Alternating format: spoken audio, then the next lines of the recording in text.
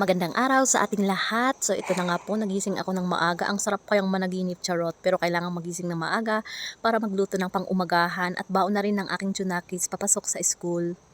Ang niluto ko na ulam namin ngayon ay pinaghalong itlog at saka sayote. Pinauna ko po silang kumain kasi sobrang busy ko kanina. Pagkatapos kong asikasuhin si kuya, pumasok na po sa school at ako naman kumain na rin po ako.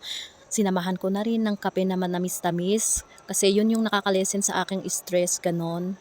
Pagkatapos niyan, pinliguan ko yung dalawang to, nag-prepare na kami, paalis na kami dito sa bahay namin. Papunta po kami sa co-op para ipabantay ko si ate. Si tita niya muna magbabantay sa kanya at kami naman ni Bunso ay pupunta kami sa hospital para ipa-check up ko siya. Ay, so talagang mahirap talagang maghintay guys kasi medyo natagalan kami dito sa may tramline. Ang tagal kasing dumating yung driver ng tramline. Pero sa wakas, nandito po kami sa may kalsada. Sumakay po kami sa tricycle ni Uncle Ben.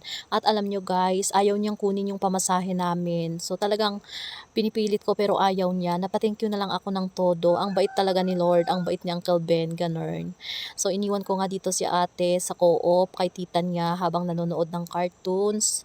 At pumunta naman po kami sa hospi, nakapila na po kami habang hinihintay po namin yung pangalan ni baby. At pagkatapos niyan, umuwi na po kaagad kami kasi iniisip ko yung mga gawaing bahay. At ito naman pala yung bigas na ipapabenta ng kapatid ko sa akin.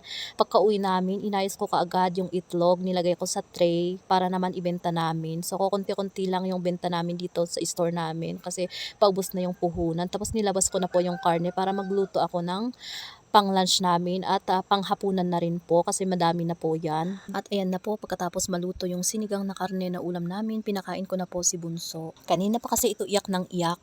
At naalala ko, kailangan pala niyang inumin yung kanyang gamot para hindi malate. So pagkatapos ko nga pong pinainom ng kanyang gamot, pagkatapos niyang kumain, ayan, hele-hele, sayaw-sayaw para makatulog. Medyo mahirap pa namang patulugin itong batang ito. At sa wakas nakatulog na nga siya. May time na akong mag-voice over sa aking mga videos. At kasama na rin po doon yung pag-i-edit ng mga videos. Hindi siya madali guys, kaya sinisimplihan ko na lang po para hindi ako ma-pressure. At maraming salamat po sa patuloy na sumusuporta sa aming mini vlog.